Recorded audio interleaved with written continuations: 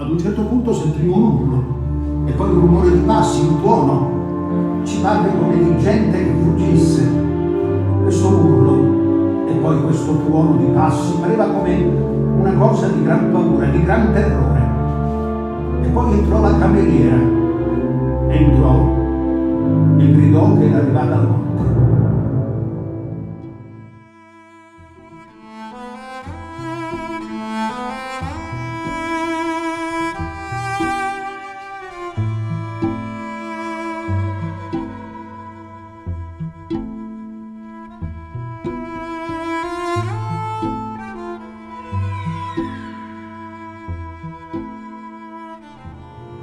Quando Pirandello morì, trovarono un foglietto con su scritto «Mie ultime volontà». Pirandello voleva essere cremato e poi le sue ceneri, messe in un vaso greco di loro proprietà, fosse portata dall'Egitto e le sue ceneri fossero buttate, diciamo, nel gran mare africano, così lui scrisse quello che stava davanti a casa sua, oppure sepolte nella